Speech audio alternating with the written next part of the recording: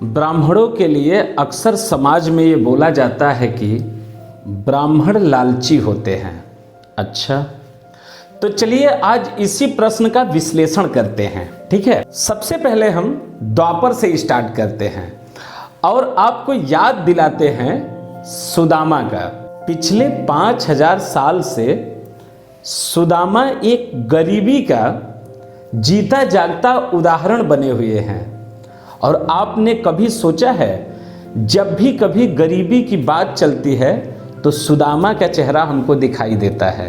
वो भी गरीबी तब हमको दिखाई देता है जबकि उनके परम मित्र तथा उनके बाल सखा भगवान कृष्ण हैं, जो कि द्वारिका जैसे एक संपन्न राज्य का जो स्वयं राजा हैं, और वो भगवान श्री कृष्ण जो त्रैलोक्य के स्वामी हैं, उनके मित्र हैं सुदामा। सुदामा अगर एक बार भी इशारा भी करते तो श्री कृष्ण उन पर मणियों और मोतियों की वर्षा करा देते। लेकिन ब्राह्मण सदैव से स्वाभिमानी रहा है। सुदामा को तो भगवान की भक्ति चाहिए थी, उन्हें मोती और मणि नहीं चाहिए था। कहा जाता है, मेरे हिये हरि के पद पंकज 12,000 ले देख परीक्षा, औरन को धन चाहिए बांवरी, ब्राह्मण को धन केवल भिक्षा। ब्राह्मण सदैव से उतना ही धन चाहता था जितनी उसकी भूख मिटा दे। वो भी ब्राह्मण कभी इस तरीके से भिक्षा नहीं लेता था। पहले वो परम पिता ईश्वर से आपके लिए मंगल कामना करता और फिर आपके एक मुट्ठी अनाज ग्रहण करता था। ब्राह्मण कभी ऐसे भिक्षा नहीं लेता था। ठीक है, आपके कुशल मंगल, आपके कुटुंब बंधु बांधव के मंगल कामना करते हुए तब आपका एक मुट्ठी अनाज स्वीकार करता था। कभी आपने सोचा है, जब भी विदेशी आक्रांताओं ने भारत पर आक्रमण किया तो उन्होंने कभी भी धन दौलत चुराने के पहले या धन दौलत लूटने से पहले हमारी संस्कृत को लूटने का कार्य किया और हमारी संस्कृत को ही लूटना चाहा। हमारे ग्रंथ जला दिए तथा हमारे गौरवशाली जो इतिहास के चिन्ह थे उन्होंने वो मिटा दिए। फिर भी हमारे पास गर्व करने के लिए इतना कुछ बचा है, इतना कुछ बचा है। आपने कभी सोचा कि ये बचा कैसे? आपके मन में कभी ये प्रश्न आया कि ये हमारे पास बचा कैसे? ये ब्राह्मणों की देन थी। जो भी आपके पास बचा हुआ है ये ब्राह्मण की देन है। इन्हीं सब बातों पे हमको याद आते हैं पंडित अटल बिहारी वाजपेयी।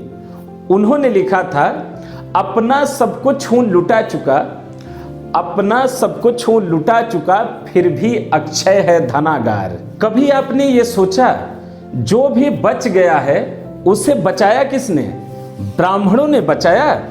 इस्लामिक तथा अंग्रेजी जितने भी हमलावर थे, जब उन्होंने हमला किया तो इसको बचाने के लिए ब्राह्मणों ने अपना सर्वोच्च बलिदान दिया है।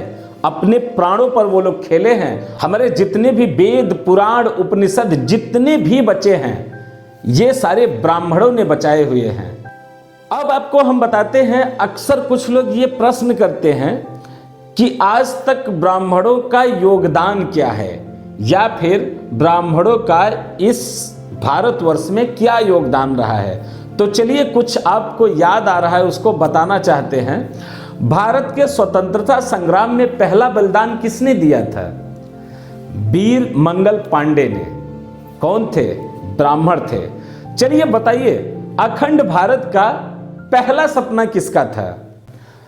आप लोग सभी लोग पढ़े लिखे हैं और सब लोग जानते हैं चाणक्य। सभी लोग को पता है चाणक्य का नाम। कौन थे? ब्राह्मण थे। लेकिन जब भी उन्हें राज्य लेने का आया, राज्याभिषेक का टाइम आया, तो उन्होंने अपना राज्य किसे दिया? एक वंचित और वनवासी लड़के को उठा के गद्दी पर बैठा दिया। ये थे ब्राह्मण। चलिए और आगे बढ़ते हैं। वीर सावरकर को तो आप जानते ही होंगे। वीर सावरकर जो कि सिल्वर जेल में 2 कटोरी, सिर्फ 2 कटोरी पानी पीकर और स्वतंत्रता संग्राम को जारी रखा। कौन थे? ब्राह्मण। पेशवा बाजीराव बल्लाड़, शायद आप लोगों को कम पता हो, पेशवा बाजीराव बल्लाड़ वो थे ब्राह्मण जो कि राजा छत्रसाल का मदद करने के लिए भोजन की थाली सामने आई हुई उन्होंने ठुकराया और 10 दिन के आने वाले रास्ते को सिर्फ मात्र 48 घंटे में तय किया, बिना थके और बिना रुके। झांसी आने के बाद उन्होंने फंगस खान की गर्दन उड़ा दिया और ऐसे शौर्यशाली ब्राह्मण थे बाजीराव पेशवा। वो भी कौन थे? ब्राह्मण थे।